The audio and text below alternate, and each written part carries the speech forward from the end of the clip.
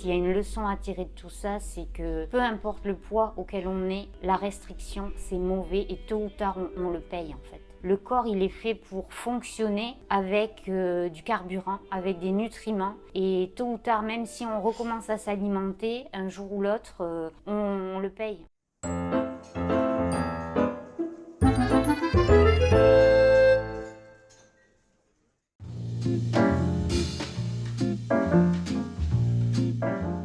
Donc je suis devant la chambre d'Aurélia. On va toquer tout de suite.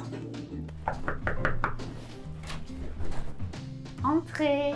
Bonjour Aurélia. Bonjour Caroline. Comment vas-tu? Ça va, merci. Bienvenue dans ma modeste demeure. Waouh. Alors c'est ta chambre d'hôtel pour ces 3 jours, c'est Oui. ça?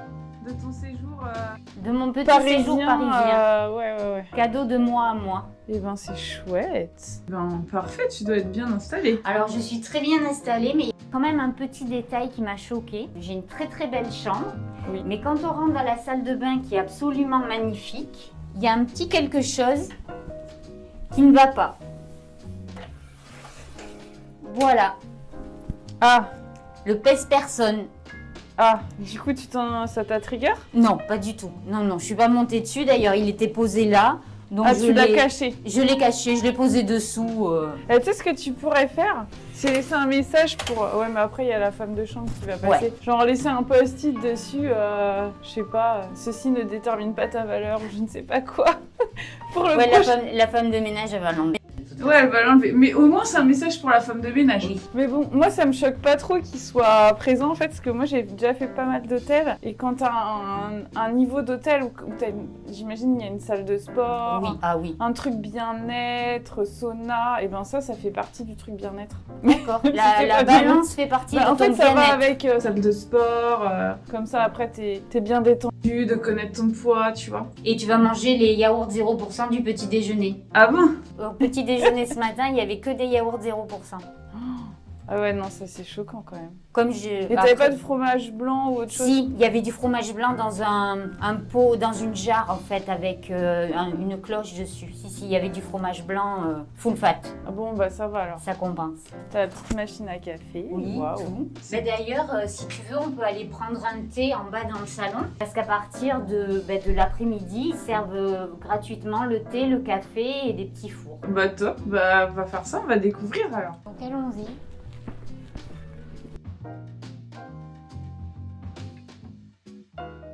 Bon, bah nous voilà confortablement installés. Oui, dans des bons fauteuils bien confortables. Le cadre est super joli. Ouais. Et puis je suis vraiment très contente d'avoir pu venir finalement, j'ai envie de dire, après bien des péripéties. Parce que le corps, il reprend toujours ses droits tôt ou tard dans la vie. Parce que même si aujourd'hui je mange très très bien et que j'ai repris un peu de poids, même s'il m'en reste à prendre, pour des raisons complètement indépendantes de ma volonté, j'ai perdu du poids. Sans le vouloir, à cause d'une petite maladie. Suite à ça, à cause de mes carences chroniques en fer qui existe depuis longtemps, j'ai dû me faire une perfusion de fer et étant donné que c'est pas anodin pour le corps, mon corps ne l'a pas supporté. J'ai eu de l'insuffisance cardiaque assez sévère, beaucoup d'œdème. Là à l'heure actuelle j'ai encore les jambes un peu gonflées mais c'est plus douloureux et j'ai été vraiment très inquiète et j'ai passé plusieurs jours à rester au lit. Tout ça pour dire, s'il y a une leçon à tirer de tout ça, c'est que peu importe le poids auquel on est, la restriction c'est mauvais et tôt ou tard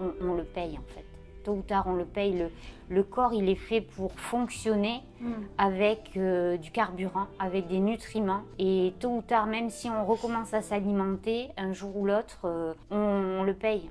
Et du coup, tu penses que ça a redéclenché des pensées anorexiques ou Non, pas? pas du tout. Ah, Au contraire. J'avais qu'une hâte, c'était de pouvoir remanger, de pouvoir me remettre d'aplomb. Non, aucune. Au contraire, j'ai envie de dire, ça m'a rendue tellement reconnaissante envers mon corps. Dès que je me suis ressentie mieux, 2 ou 3 jours après, j'étais tellement reconnaissante envers mon corps d'avoir pu de lui-même retrouver la force de revivre, de pouvoir tout simplement remarcher, remanger, ressourire, tout ça, que je me suis rendu compte que on a un corps, on n'en a qu'un. Ouais, mais du coup, c'est aussi parfois vrai que la restriction, elle peut aussi redéclencher l'anorexie. Enfin, même si tu t'es pas restreint pour des raisons mentales, enfin que tu t'es En si peu de temps, tu penses? Quand ça dure pas longtemps? Oui.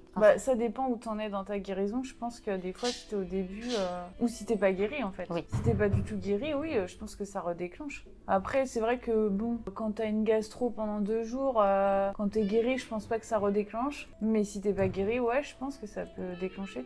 Tu veux dire le bien-être que ça procure, que ressentent les anorexiques, d'être Je sais pas si sans c'est aliments. un bien-être, mais en fait, tu sais, On parle de la lune de miel de l'anorexie, tu sais, au non, tout mais début. c'est aussi parce que, enfin, moi, je sais pas pour toi, mais l'anorexie, en fait, quand tu fais ça, il faut que le lendemain, tu fasses ça. Ah oui. Donc, en fait, si t'as pas mangé pendant une journée, elle va te dire, t'as pas mangé hier, alors tu peux refaire aujourd'hui, tu vois. Donc, au contraire, quand t'as pas mangé hier, t'es bien content de manger le lendemain. Oui, mais bon, c'est pas logique ce qu'elle te dit. Oui, Mais oui. c'est comme quand t'aurais fait 30 minutes de sport, le lendemain, faut que t'en fasses 45. Faut jamais que tu recules, tu vois. C'est un peu le principe de la maladie. Donc non, c'est pour ça que je demandais si c'était que physique ou si c'était aussi Non. déclencher des problèmes.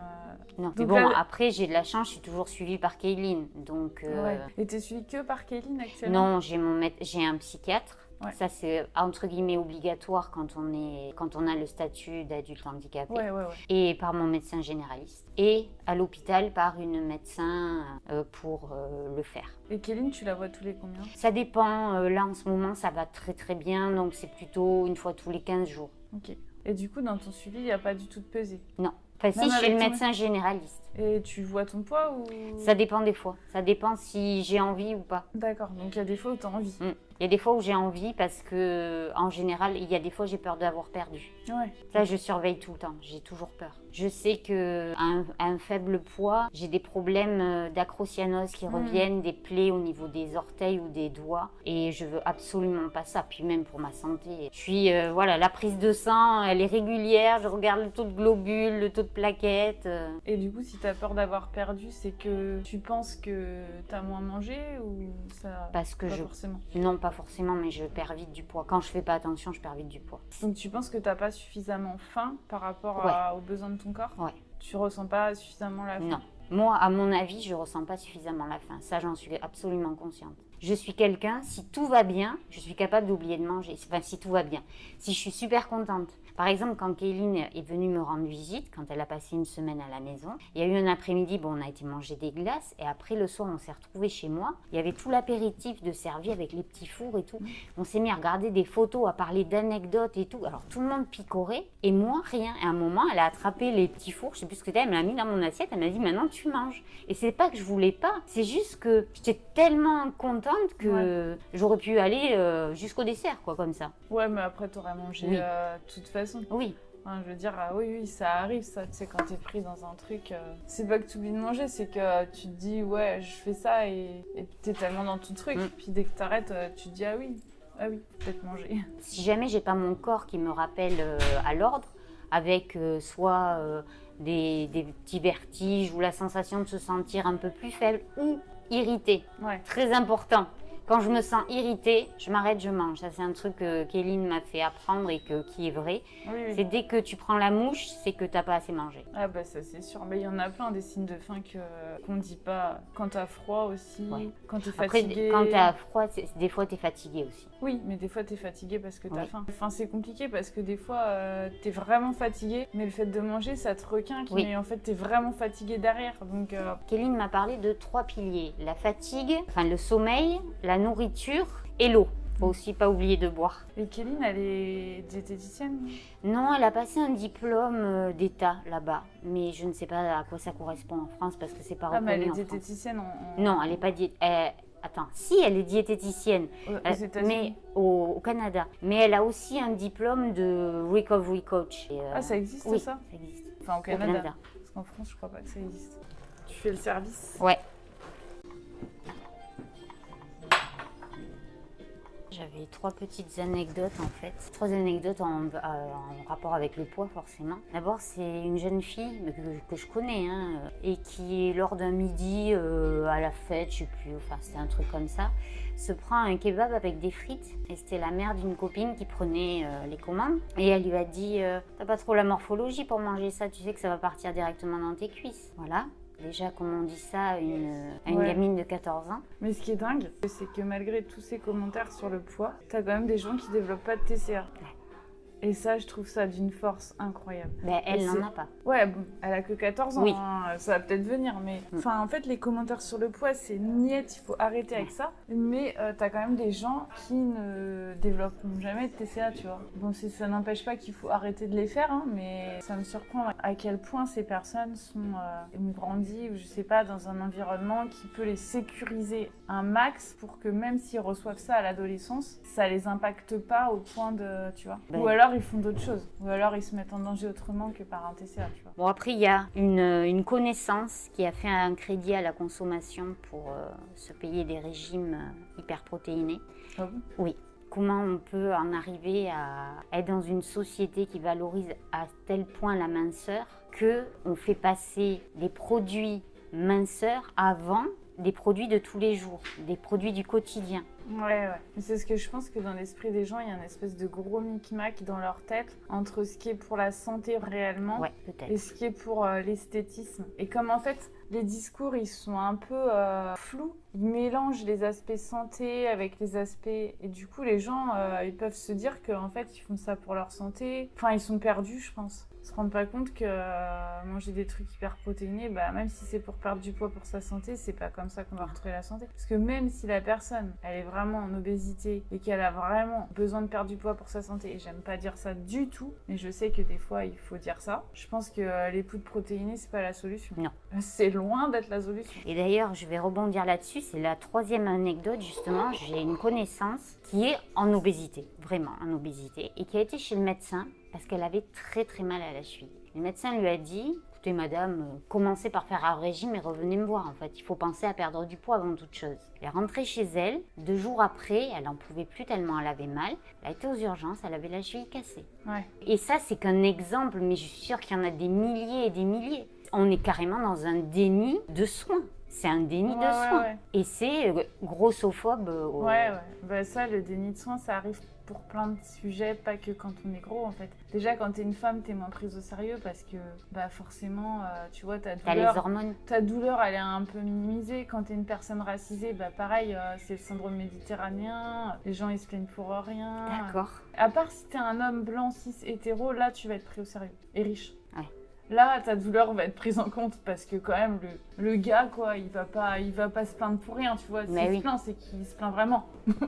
La culture des régimes touche le féminisme et le féminisme touche la politique. C'est tout indissociable. Tout est intriqué, donc c'est pour ça que c'est vrai que des fois sur les réseaux, les gens ils voient pas les liens ou ils comprennent pas que si tu parles de grossophobie, tu parles aussi d'autres sujets, de féminisme ou de sexisme ou quoi, mais en fait tu peux pas cloisonner quoi. Et c'est parce qu'à mon avis ils veulent se voiler la face, tu vois. Ils veulent pas voir que tout est intriqué parce que c'est quand même assez dur de voir que tout est intriqué. Parce que là tu prends conscience et tu te réveilles un matin et tu vois plus le monde de la même façon. Parce que le féminisme c'est quand même une grosse partie de la culture des régimes, de la grossophobie ambiante. Ah bah oui. Et prendre le corps de la femme pour un objet qu'on peut modeler pour de l'esthétisme qui est à la mode à un instant T et qui ne sera plus à la mode dans un futur proche. Il faut l'espérer parce que malheureusement, les filles filiformes, elles sont toujours à la mode. Je sais plus si je te l'avais raconté, mais une fois, donc, oui, je suis fan de Cédric Grolet et je l'assume. Donc en faisant la queue pour aller chez Cédric Grolet m'acheter des viennoiseries, je faisais la queue et devant moi il y avait un homme dont je comprendrai plus tard qu'il était photographe en fait de mode. Et il y a une fille super belle, rien à dire, super belle, grande, mince, et qui me passe devant parce qu'elle a coupé la file pour être avec lui. Il l'a fait passer et elle lui dit excuse-moi mais fallait que je finisse mon footing parce que si je veux pouvoir manger un croissant. Alors il lui a dit ben oui t'as raison parce qu'en période de shooting. Ouais. Bah déjà elle va manger un croissant, c'est déjà ça. Oui. Parce que franchement, je me demande ce qu'elle mange en fait ces nanas. Je pense que les croissants c'est une fois... Ben, quand elle a couru assez. Ouais. Et encore. Et on en parle des comptes. Alors, c'est pareil, il faut rester très anonyme parce que sinon on va s'attirer des problèmes. Mais des comptes des influenceuses, des youtubeuses qui prônent des modes de vie healthy, mais qui sont pro-TCA, complètement pro-TCA. Récemment, j'ai vu une nana, plus elle poste sur sa perte de poids postpartum, plus elle a de likes, plus Ouais. elle a de Partenariat aussi. de partenariats, de C'est ça le followers. problème, en fait, c'est qu'on peut pas leur jeter la pierre à ces gens-là parce qu'il y en a pas mal. Bah, ils ont des partenariats avec des marques et en fait, ils sont pris au piège malgré eux. C'est leur après, ça devient peut-être leur gagne-pain quand on est rendu là. Comment tu veux en sortir, quoi? T'imagines, Oui, bah, toi, tu ton gagne-pain, c'est Ouais, de perdre du poids. moi, Bah, pour ne citer entre guillemets encore qu'elle, mais Kéline, elle refuse des partenariats et elle accepte de oui, gagner moins. bah oui, parce qu'elle Après, est... elle assume d'être. Voilà. Elle est arrivée à un point où, voilà, elle déconstruit des trucs, mais... Ah oui, il faut déconstruire. Bah, c'est pareil, hein, ça n'a rien à voir, mais ça a vraiment rien à voir. Mais ça me fait penser à ça. C'est comme les influenceurs qui se font payer des billets d'avion pour aller à l'autre bout du monde, à dépenser, enfin pas dépenser, mais avoir un train de vie très très pas écolo, quoi. Bah, je suis désolée, mais enfin quand t'es influenceur, pour moi, bah, tu devrais refuser. Mais après, Mais après, si tu refuses, t'as plus rien à bah, filmer. t'as plus rien, ouais. Il pourrait y avoir des marques qui seraient compatibles avec un compte de recovery, je pense. Oui. Bah, tu vois, par exemple, le Closet. Je dis pas qu'ils vont faire un partenariat avec des filles qui font de la recovery, mais pour moi, ça pourrait le faire. Parce qu'en plus, quand tu changes de taille, bon, ils vont peut-être pas jusqu'à la taille 60, mais... Oui, et puis Mais justement, tu peux changer de taille. Ah ouais, ça c'est génial, parce que alors le problème des vêtements quand tu guéris, c'est quelque chose. Hein. Puis t'as pas envie de quelque chose qui te sert, quoi. Pas parce que ça te rappelle tout le temps que t'as changé de taille, mais parce que t'es pas bien quand ça te sert. Après, il y a la satisfaction que j'ai vécue le jour où j'ai enfin mis un 36. Je sais, ça peut paraître ridicule. Non, c'est pas ridicule, je l'ai eu pareil. J'ai une taille qui n'est pas une taille d'enfant. Ou alors quand j'étais dans la cabine d'essayage, c'est trop petit. Maman, c'est trop petit. Ouais, je sais, je l'ai eu aussi. T'es content quand c'est trop petit. Bah ça va tant que t'as une taille acceptable. Il y a cette notion que je voulais aborder, c'est la fameuse marge. La marge où tu as encore quelques kilos à prendre. Oui. Où tu es encore socialement acceptable. Parce que tu as encore... Allez, ça serait pas mal si tu prenais encore quelques kilos. Alors là, tout est rose. Ouais. C'est super facile de manger, d'aller au resto, de te faire des goûters et tout. Mais quand tu l'atteins, cette marge, il se passe quoi en fait? Il se passe quoi? Alors je ne sais pas si je te pose la question parce que moi, j'y suis pas encore. Ouais, toi, tu l'as pas vécu. Voilà. C'est ce que j'allais te demander. Après, c'est subjectif. Tu pourrais considérer que tu l'as atteint si t'as pas un regard sur toi-même. Non. Bah, j'avoue que ouais, c'est plus difficile. Parce qu'en fait, le truc, c'est que tu ne dois pas forcément trop prendre de poids non plus. Et je trouve que des fois, c'est les photos qui sont pas mal dures à supporter. Et tu l'as mal vécu ou ça t'est passé au-dessus? Je pense que j'en suis pas encore sortie, pour être honnête. C'est compliqué. J'ai pas un amour infini pour ma taille et pour mon corps. Donc, c'est vrai que c'est un peu... je préfère me voiler la face à ce niveau-là. D'accord. Et vraiment dire, je m'en fous, c'est pas le problème. Et je mets sous le tapis. En fait, si tu veux, pour être honnête, je pense que je pourrais avoir de la marge. Ouais. Mais dans la société dans laquelle on est, j'en ai plus. Ouais. Donc en fait, il faut que tu sois figé, il faut que tu bouges pas. Et après, tu vois, je sais que je peux pas me permettre de perdre du poids, même si pour correspondre aux standards, je pourrais perdre du poids. Mais en fait, c'est dur parce que quand t'as été super maigre et que t'as repris du poids, bah je sais pas, c'est comme un travail de réapprendre que en fait, bah tu fais plus partie de cette catégorie-là. Avant, les gens ils te dévisageaient dans la rue ou... Je connais. Enfin voilà, ils te demandent si tu sors pas de chimio. Ouais, ils te regardaient un peu bizarre. Maintenant, tu sais que si on te regarde comme ça dans la rue, bah c'est plus pour cette raison-là. Donc c'est qu'il y a un autre truc. C'est peut-être parce que t'es belle.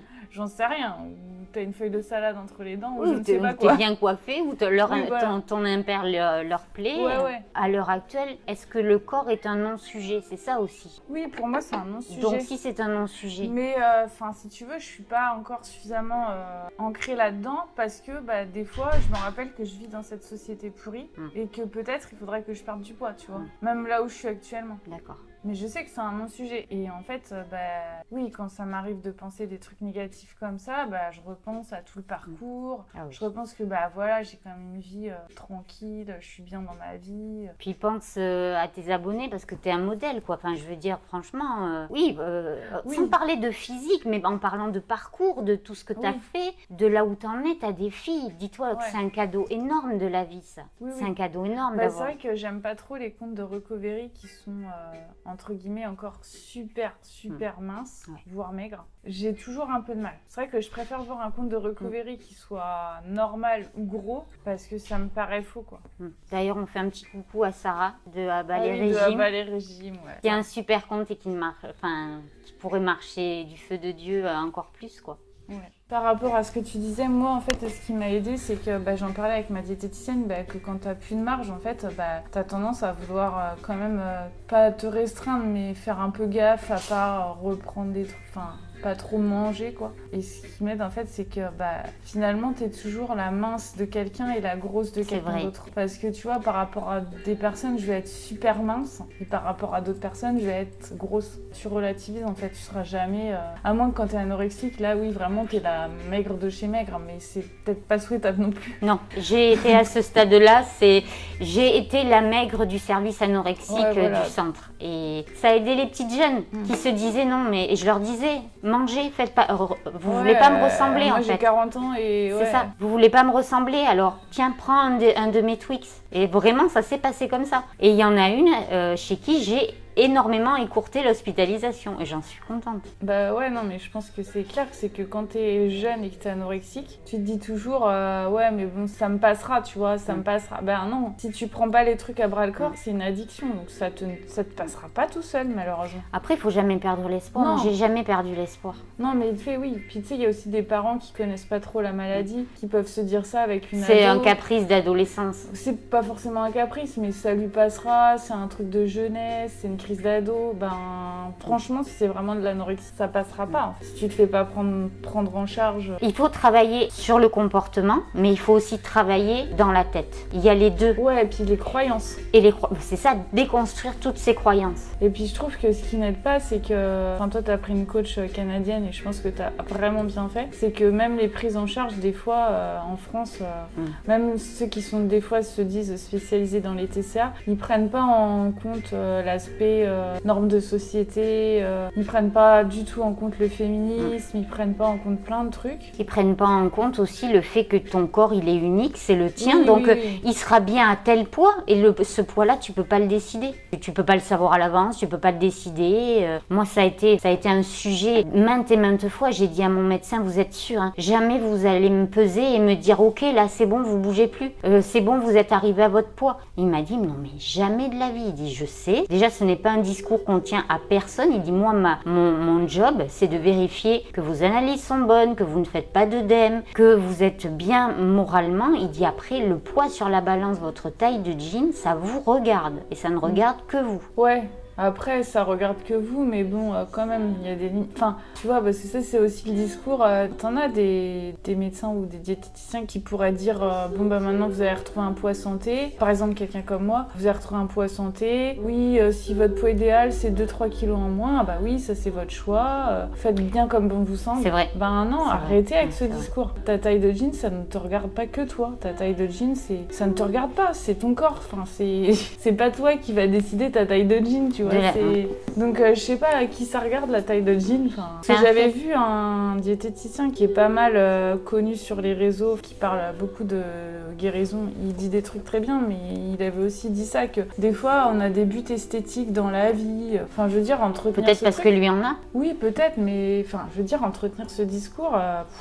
Oui, d'accord, on peut avoir des buts esthétiques dans la vie, mais est-ce que le sujet, ce serait pas d'essayer de prendre de la distance, justement, avec ce but esthétique, plutôt que d'essayer de l'atteindre? Et c'est vrai que quand t'as des gens qui veulent perdre du poids, est-ce qu'il faut répondre à leurs demandes, ou est-ce qu'il faut travailler sur l'image corporelle pour essayer de travailler vraiment ce qu'il y a derrière? À mon avis, il faut travailler sur l'image corporelle. De toute façon, si on a un problème avec notre corps, c'est bien nous qui avons un problème, c'est pas notre corps qui a un problème, c'est nous. C'est notre mental qui a un problème avec notre corps. Oui. Donc, ce qu'on peut modeler, c'est le mental. Et en fait, il y a 3 façons. T'as envie de perdre du poids, soit tu perds du poids, soit tu travailles sur ton envie de perdre du poids pour essayer de la diminuer, soit tu changes la société. Lequel est le plus safe des 3 et le plus réalisable? Celui du milieu. Celui du milieu. Après, on peut aussi essayer de changer la société. Oui, mais ça, je pense que ça sera pas pour notre génération. Non. Peut-être ceux d'après, ceux encore d'après, je sais pas, mais... Je suis très vigilante, toujours avec ma nièce, pour ne citer qu'elle. Et souvent, je lui demande des filles qui ont des problèmes avec la nourriture, est-ce que tu en vois au lycée? Est-ce que... sûrement. Alors, elle me dit, tu sais, moi, le corps, la nourriture, j'en parle pas, je m'en fous, moi. Tant que c'est comme ça, je peux pas savoir, mais à mon avis, il y en a, c'est obligé, il y en a, mais... Est-ce qu'il y en a moins qu'à notre époque? J'ai envie de le croire, mais... Ah, tu penses qu'il y en a moins qu'à notre époque? Je sais pas. Je sais pas, j'ai l'impression quand même, dans les très jeunes, je parle qu'elles ont plus. Alors, est-ce qu'elles ne sont pas encore affectées par la diet culture? Peut-être, mais j'ai l'impression que oui, dans les filles de 13-14 ans, je les vois plus à l'aise. Maintenant, je suis la première à regarder plein de reportages de société et j'ai récemment regardé un reportage qui passait sur le quotidien d'un collège où une fille se faisait traiter de grosse, je sais pas quoi, par ses camarades. Alors qu'elle n'était objectivement, c'est-à-dire comme un objet, hein, pas en surpoids flagrant. Elle était juste elle-même. Elle était, j'allais dire comme toi et moi, mais voilà, elle était... Alors, est-ce qu'on l'a traitée de gros machin parce qu'ils avaient un problème avec elle et ils cherchaient une insulte? Je pense. Puis ils auraient pu la traiter d'intello ou de... Le problème, c'est en quoi le poids est une insulte. C'est là la question qu'il faut se poser. Pourquoi te parler de ton poids doit être considéré comme une insulte? Ah oui, ça c'est sûr. Mais en attendant, ça on va pas le changer. Je pense que malheureusement, tu vois, t'as des profils d'enfants qui sont... généralement, c'est les enfants les plus doux et les plus gentils qui vont être pris pour...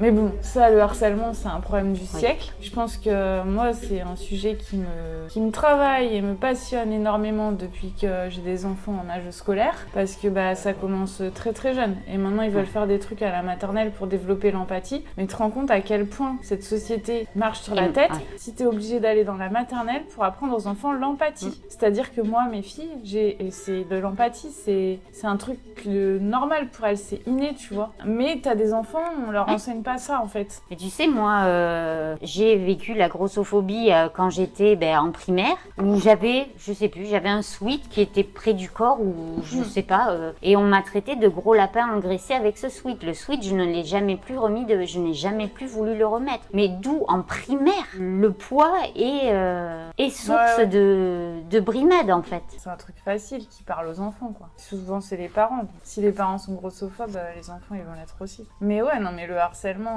après, je sais pas si on peut Alors, parler tu de fais harcèlement. comment si tu es un enfant qui, comme on dit, a tendance à prendre du poids et que tes parents sont grossophobes, t'es au régime toute ta vie? Bah ouais, il y en a, je pense, ouais. C'est terrible. Si en plus tu te reçois des remarques à l'école, tu vois que ta confiance en toi et ton estime de toi est bien attaquée, comment tu veux grandir dans ces conditions? Et justement, j'avais une voisine quand j'étais gamine dont la mère était anorexique et dont le rêve, elle me l'a dit, mais moi à cette époque-là, l'anorexie pour moi ça me passait au-dessus de la tête, dont le rêve était d'être anorexique, mais qui n'y arrivait pas. La petite, Ouais. Elle voulait être comme sa mère. Ouais. Et par la suite, elle a développé de la boulimie parce qu'elle se restreignait oui. tout le temps et ça lui provoquait des crises. Bah ça, faut en parler, des gens qui te disent quand t'es dans l'anorexie, ouais, j'aimerais bien être comme toi. On est Faudra d'accord.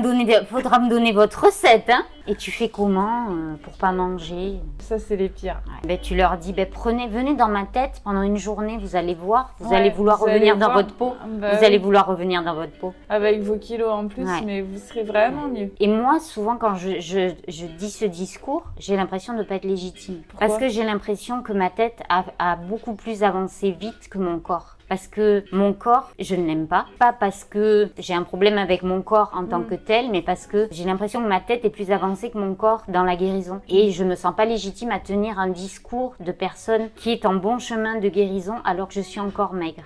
Mais ça fait combien de temps que t'as pris ce chemin de guérison? Ça fait 1 an et demi, 2 ans. Ça fait 2 ans. Mais mon corps se remet très difficilement. J'en souffre plus psychologiquement que physiquement même. Bah, je pense que plus tu fais ta guérison tard, plus Peut-être. le corps il est Abîmé. déjà un peu vieux. Ouais. Aussi, il est aussi abîmé par les années. La maladie plus les années, il a besoin de plus de temps, je pense, pour se récupérer. C'est comme si y avait quelqu'un qui allait me dire « Ouais, t'as bonne mine, toi, de dire ça, de parler de la grossophobie, t'as vu comment tu es ?» Et j'ai été insultée dans la rue par des personnes parce que... Enfin, insultée. « Ah, t'as vu, elle, c'est une anorexique, c'est une malade mentale. » Je l'ai entendu. Oui, je l'ai Récemment? entendu. Non, c'était il y a une dizaine d'années de ça. J'étais en camping avec ma sœur, j'ai cru qu'elle allait faire la tête au carré. Mais t'étais malade à ce moment-là. Oui, mais c'est Donc pareil. il n'y avait pas d'histoire de légitimité à parler. Non, Ouais. non, mais le regard des autres, quel que soit le poids que tu fais, peut être difficile. Ah oui, oui. Cette agressivité qu'il y a vis-à-vis du corps des autres, pour moi, ça témoigne d'un problème profond que la personne doit avoir avec son corps elle-même. Parce que je connais Ah oui. des personnes qui jugent les personnes grosses en se disant, mais elle pourrait faire quelque chose. Ou moi, je serais elle, mais je ferais un régime. Enfin, je ferais quelque chose. C'est pas possible d'en arriver là. Faut être inconscient. Et c'est de la même manière, quelqu'un qui est anorexique, non, mais je ferais quelque chose avant d'arriver là. Il faut être fou. Je mangerai. C'est pas compliqué. Ouais, mais tu sais, souvent ces personnes-là qui commentent les personnes grosses disent ouais, il y a qu'à faire un régime ou un déficit calorique ou je ne sais quoi. C'est qu'en fait, ils peuvent pas tolérer que quelqu'un. Parce que eux, ils sont dans la restriction en fait. Qu'elle soit réelle ou cognitive ou quoi, ils sont dans la restriction. Donc, je Et pense alors, qu'ils c'est peuvent quoi pas la tolérer. différence entre. Tu fais quoi comme différence entre restriction réelle et restriction cognitive? Ah bah elle est énorme, elle est majeure. Restriction réelle, c'est quand réellement tu manges pas assez selon D'accord, tes besoins. ouais. Restriction cognitive, ça veut dire que tu peux manger le total calorique Ah, qui ok. t'est recommandé. Mais pas, par exemple, avec des haricots verts. Non, c'est pas ça du tout. Ah. Ça veut dire que, en gros, tout le monde est un peu dans la restriction cognitive. Mhm. En gros, c'est tu peux manger assez, mais en fait, quand tu fais tes choix alimentaires Oui, ou quand c'est ça. tu Donc, manges, tu peux manger 1000 calories de haricots verts, mais surtout pas 1000 calories de frites. si, tu peux manger 1000 calories de frites. Mais après, tu vas te dire, en fait, ça aurait Ouais, été mieux que je prenne des d'accord, je haricots comprends. verts, tu vois. Tu vas... Donc, tout le monde fait de la restriction Bah cognitive. oui, tout le monde. Ou tu vas être au resto, tu fais je prends la salade ou le burger. Bon, la salade, c'est quand même le choix le plus sain, le mieux. Mais bon, allez, je vais prendre le burger, c'est pas grave, je ferai une heure de sport après. Allez, je mange. Et après, tu culpabilises. Ou, par exemple, si tu catégorises des aliments, ça c'est sain, ça c'est pas sain, ça c'est de la restriction cognitive.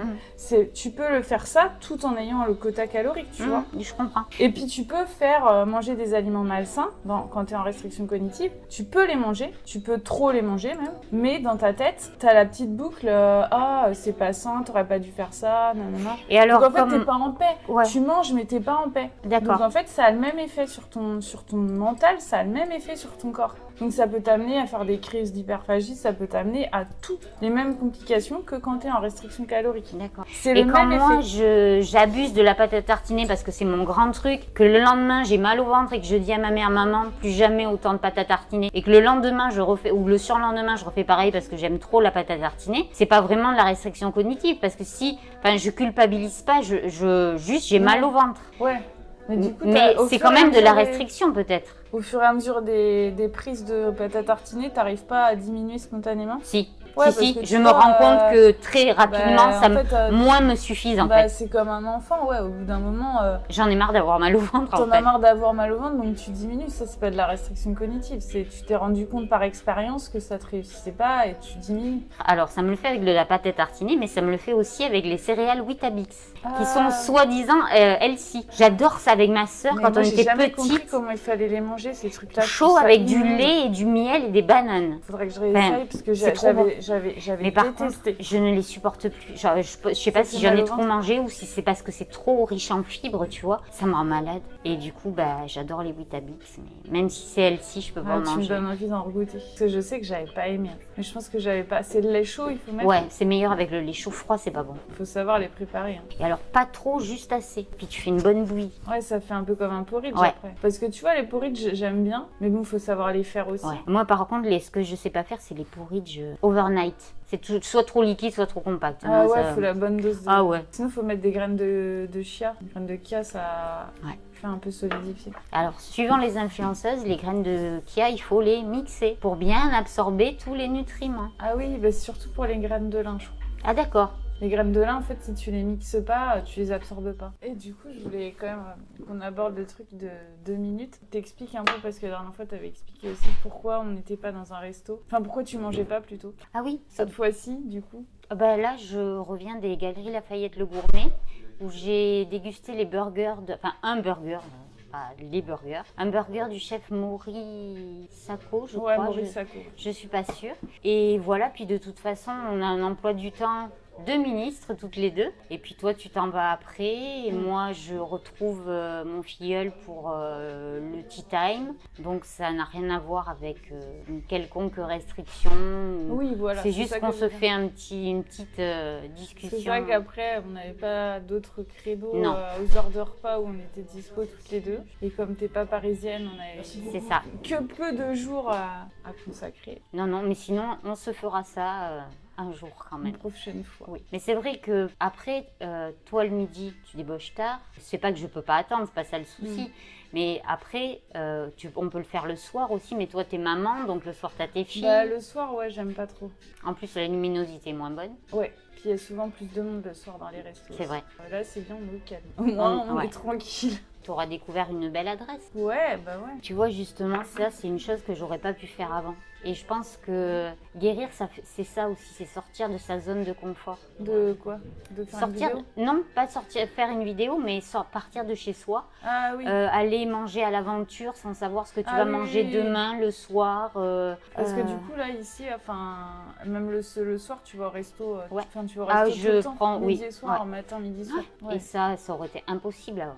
Complètement impossible. Bah après, t'aurais pu partir, mais tu te serais acheté des gamelles, enfin, je sais pas, non. T'aurais pas pu. Ah, sans compter les calories, moi, Bah, ça aurait pas été possible. Hein. T'aurais pu compter les calories. Enfin, tu sais, si t'achetais des trucs.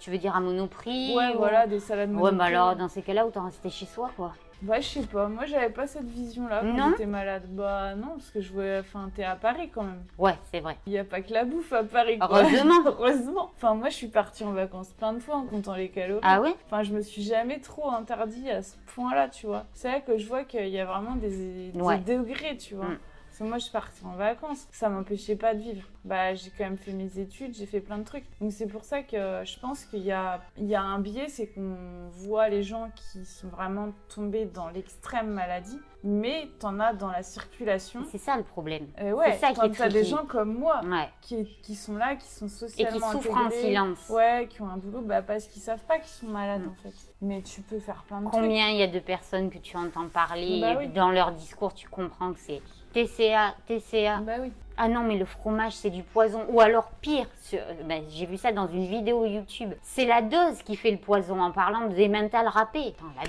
dose de poison de l'emmental râpé. Attention, mettez pas trop de râpé sur vos Ouais. pâtes. Bah après, ouais, c'est On vrai. parle en de même temps. poison. Mais oui, mais enfin, poison quand même. Oui, mais c'est l'expression quoi. Bah, c'est comme quand tu parles d'alcool, c'est la dose qui fait le poison. Ouais, mais En fait, enfin, jusqu'à l'eau, hein. jusqu'à- L'eau, C'est ça, c'est la dose qui fait le poison. C'est vrai, c'est vrai. réellement. Après, c'est l'interprétation que les gens vont en avoir. Et entre une anorexique qui va considérer 2 grammes, ah c'est bon, c'est la dose, et le mec généreux, C'est ça. je mets 60 grammes de fromage râpé, tu vois. Enfin, tout est dans l'interprétation. C'est ta personnalité derrière. Mm. Si t'es quelqu'un qui est clac-clac, 2 grammes, t'auras déjà mis trop de fromage râpé. C'est ça, avec les anorexiques, d'abord t'enlèves l'huile, après t'enlèves le poulet, après dans la salade, tu sais, dans Ouais, la ouais. salade César, après t'enlèves les croûtons, ça fait des glucides, après t'enlèves Le le parmesan. parmesan, après t'enlèves carrément les tomates, et puis après t'as plus que la salade. T'enlèves la vinaigrette. Bah oui, tu l'enlèves au Oui, début, en la vinaigrette. premier la vinaigrette. Tu prêches une convaincue, je Ouais. prêche une Ouais, convaincue. c'est ça. C'est terrible, mais on en rit, mais c'est les conséquences qui sont pas drôles. Quand tu arrives à vivre, c'est ok, mais il faut aussi parler de celles qui ont des enfants tout en étant anorexiques. Je trouve ça, c'est dur ce que je vais dire, mais je trouve qu'il y a une partie d'inconscience. Je connais par des biais autres des personnes qui sont anorexiques, qui ont des enfants, qui ne sont pas capables de s'en occuper et qui les confient tout le temps aux grands-parents, aux nounous, au papa, parce qu'elles n'arrivent pas à assumer, parce que maman, c'est un job à plein temps. C'est ton enfant qui passe avant. Si t'es dénutri, t'es dénutri. Hein. Tu peux pas assumer, faut pas se mentir. T'as pas le temps de recouper ta salade en tout petits morceaux et de nourrir ton enfant et de le veiller la nuit et ci et là. Ou alors, qui vont être à un degré d'intégration un peu mieux, qui vont arriver à continuer leur petite diète anorexique et à s'occuper de leur enfant, mais qui va leur inculquer des valeurs, mais au secours. Ouais. Quand elles n'ont pas conscience d'être vraiment malades. Ouais. C'est peut-être mieux, entre guillemets, d'avoir la maman qui est vraiment anorexique au fond du trou. S'il y a à côté des Des grands-parents grands-parents qui et sont- un papa super, et que la maman, elle a conscience que tout le monde a conscience des problèmes de la maman, du coup, les enfants, ils savent qu'ils ont une maman malade. Donc, ils ont quand même d'autres adultes référents Ouais. que la mère anorexique, mais pas trop anorexique, mais qui est dans le déni de son Complètement. anorexie. Et qui alors ça, c'est pire, je pense. Ah ouais, je pense que c'est le pire. Parce que des mamans malades, il y en a plein, tu vois. Tu peux avoir Ouais. une maman malade pour d'autres raisons. Et expliquer justement que ce Ouais, comportement-là, une c'est pas... maladie, Voilà. Bah, la maternité, Ouais, la quand t'as un maternité. TCA... Et alors, ne parlons pas de celles qui veulent allaiter pour entretenir leur maigreur. Ah ouais, Enfin, leur maigreur, leur minceur, parce que tu peux pas être trop maigre quand même. Ah oui. t'en connais? Oui, j'ai connu, oui. Entre ça et celles qui veulent pas allaiter parce que ça déforme les seins. Ah non, mais j'en ai entendu, hein, mais même ça se voit sur les réseaux. Vous voulez un conseil pour booster votre métabolisme? Allaitez les filles. Ouais, il faut avoir un bébé. Ouais. Tu vas avoir des bébés en location, régime bébé. Enfin, tu sais, avec tout ce qui nous pond, tu serais capable de prendre des hormones pour se faire sécréter de la prolactine. Ouais. Ouais, à la rigueur, t'achètes un tire-lait, y a pas besoin d'acheter un bébé, ça va. Ouf. Heureusement.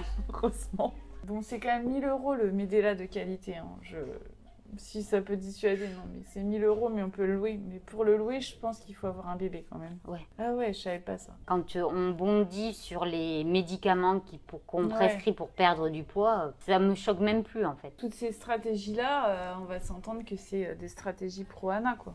Complètement. Et il y en a qui sont pourtant socialement recommandées, quoi. C'est rare quand on va juger quelqu'un qui veut faire un régime. Quand on va lui dire non mais faut pas faire de régime, mais ça va pas la tête. Ou on va pas dire à quelqu'un, autant on va dire à quelqu'un tu fumes trop, arrête de fumer. Autant on va pas dire à quelqu'un. Ouais, ça dépend les milieux, je pense. Ah ouais? Ça dépend si t'es un homme. Tu penses qu'un homme, on n'accepte plus qu'il soit un bon vivant? Ouais, si t'es quelqu'un de bon vivant et que d'un coup t'arrives et tu dis bon moi je fais un régime, si t'es connu pour être bon vivant, les gens autour de toi ils vont pas trop apprécier. Parce qu'ils vont se dire ah non, avec qui on va aller au resto.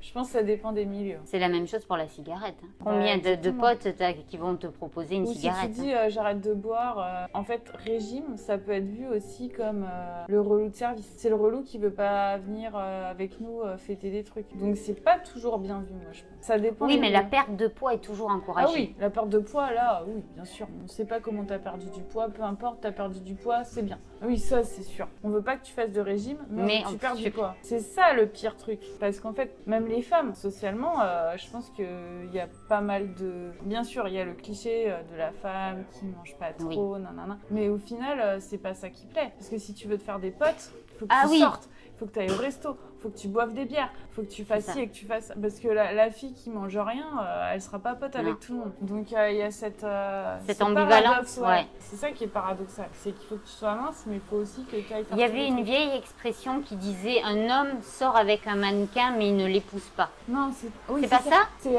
les hommes sortent avec les minces, mais ils reviennent avec les grosses. Un truc comme ça. Oui, c'est dans l'idée. Ouais, mais ils rentrent avec une grosse. En fait, ils vont sortir avec une mince pour s'afficher, mais ils rentrent chez eux avec une grosse. Parce que c'est plus drôle. Mais c'est grossophobe. Ah oui, qui est énorme, extrêmement grossophobe. C'est oui, je suis quelqu'un qui adore les trucs intellectuels, les émissions culturelles et qui regarde Marié au premier regard. C'était cette année ou l'année dernière, il y avait une fille qui était soi-disant ronde. Mais alors, si toutes les rondes du monde étaient comme elle, je pense qu'elle serait heureuse. Mais comment ils ont amené ça du début jusqu'à la fin en disant qu'elle était complexée par ses kilos en trop, que son mari allait l'aimer malgré ses kilos en trop. Mais c'était de la folie, alors qu'elle faisait quoi, un 42 peut-être? Moi ça me choque toujours maintenant quand je vois des filles qui font un 42, tu vois par exemple The Ginger Chloé ou toutes ces filles un peu, tu vois. Enfin maintenant quand je comprends qu'elles sont là pour revendiquer entre guillemets le body positive. Je trouve ça un point, Mais c'est vrai qu'au départ, quand j'étais tout au début de ma guérison, c'est vrai que ça m'a aidée, tu vois. Mais maintenant, je trouve ça ridicule. Mais au final, il faut croire que ça aide des gens, ça les aide à évoluer. Ce que j'espère, c'est qu'ils n'en restent pas là, tu vois. Sur une chaîne avec une émission de grande écoute, le poids, c'est un défaut. Je me rappelle de la phrase, il va l'aimer malgré ses kilos. Malgré ses kilos, quoi. Enfin, la fille, c'est pas un poids, quoi. C'est pas un poids de 10 kilos que tu prends, tu mets sur une balance, quoi. C'est une personne, elle a une âme, elle a un cerveau, elle a des idées. C'est extrêmement réducteur. Là, je regarde pas Marié au premier regard, mais moi, j'imagine que... Déjà, le nom Marié au premier regard, moi, ça me dérange beaucoup. J'en ai fait tout un speech sur la chaîne de Claire Automne, donc tu verras quand ça sortira, et vous verrez si c'est pas sorti, mais c'est tellement loin de la réalité que... c'est fait exprès aussi. Oui, il faut le regarder comme un feuilleton, comme une telenovela, hein. C'est rien, c'est ni plus ni moins. Hein. Ouais, mais il y a quand même des vrais sujets derrière. À la fin, ils sont vraiment mariés, les gens. Oui. Donc c'est pas de la fiction, quoi. Ah non, pas de la fiction. Alors, dis la fille qui regarde les émissions intellectuelles, les compléments d'enquête, les zones internet. Je sais pas si c'est vraiment intellectuel, ces trucs-là. Maintenant, tout ce qui passe à la télé... Du moment que ça te fait réfléchir. Ouais, mais justement, si tu peux réfléchir. Ah oui, sinon Parce si que tu prends si- comme argent comptant... Ah bah oui. Après, la télé-réalité, il faut la prendre pour ce qu'elle est. Enfin, pour moi et pour ma famille, c'est une occasion de rire. Mais moi, Zone Interdite, ça peut me faire rire aussi, tu vois. Parce que c'est toujours les mêmes rouages, les mêmes... Je le regarde plus, Zone Les Interdite. mêmes Capital, façons. Zone Oui, Interdite, j'ai je regarde. regardé ça aussi. Je regardais ça, mais à une époque où j'avais pas trop de regard critique, tu vois. Mais en fait, quand tu t'analyses toutes ces émissions, c'est toujours un peu le même rouage. Enfin, c'est ce qui fait marcher la chaîne, quoi. Après, il y a des très bons documentaires sur les chaînes comme Netflix. Oui. Mais tu peux trouver des émissions politiques sur YouTube. Hein. Ah oui, bah oui, mais moi je regarde plus la Bah télé. oui. Hein. Et puis parfois, c'est pas forcément ceux qui ont le plus d'abonnés Non. qui sont les meilleurs. Hein. Dixit, quelqu'un qui a 1500 abonnés. Je rigole. Bah, 1500 abonnés, c'est très bien. Ouais. On a parlé de mon hospitalisation. C'était quand? C'était en 2000. Et je sais que ça n'a pas changé. Ah ouais? Non. Comment tu sais? Parce que malheureusement, je connais des filles qui sont à l'heure actuelle encore anorexiques, qui sortent du même centre. De ton âge? Pas de mon âge, non, des ados. Ouais. Et c'est même encore pire. Maintenant, il y a des chambres de contention. C'est une chambre Ouais. où tu ne peux pas te lever. Ouais. Pour les anorexiques? Ouais. Je crois que c'était que pour les délires. La preuve. Moi, je le savais pas, ça m'a choquée. Ouais, pour empêcher qu'elles fassent de l'hyperactivité. Mais à quel moment ça va aider les gens de les forcer Et aussi, une chose aussi que je ne me rendais pas forcément compte avant, et dont je me rends compte encore plus maintenant que ça va mieux, c'est à quel point mes parents ont été formidables. Parce que mes parents, ils ont été formidables, ils n'ont jamais eu honte de moi. Parce que tu m'as dit, la dernière fois, et à très juste titre, que je ne pouvais pas cacher mon anorexie. Mais il y a des parents qui cachent l'anorexie de leur fille, Ah ouais? qui disent qu'elle a des problèmes nerveux, Ah des oui. problèmes psychosomatiques, qu'elle fait une dépression. Mm. Ils sont prêts à inventer n'importe quelle maladie plutôt que de dire que leur fille est anorexique ou boulimique. Que Ouais, ça c'est marche. vrai que en fait, la dépression, c'est pas bien vu, mais c'est quand même mieux vu Ah que oui. l'anorexie. Parce qu'en fait, l'anorexie, on voit trop ça comme un caprice. On voit trop ça comme un... Et manipulation.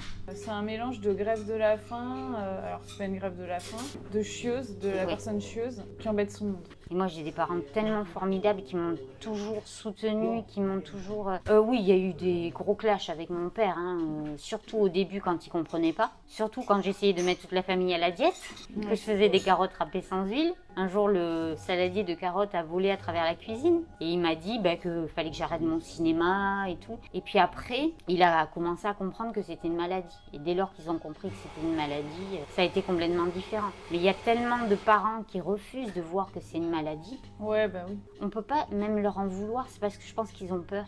Ils sont terrorisés. Moi, je pense qu'être parent de quelqu'un qui est dans l'anorexie, c'est l'enfer absolu. Et je pense que tu t'en rends d'autant plus compte Ah ouais. maintenant. Maintenant, je me dis, en fait, tu sais, être dans le cerveau d'une anorexique, mais être dans le cerveau d'un parent, franchement, je pense que c'est pire. Quand j'ai su à quel point mes parents avaient pleuré, je m'en suis voulu.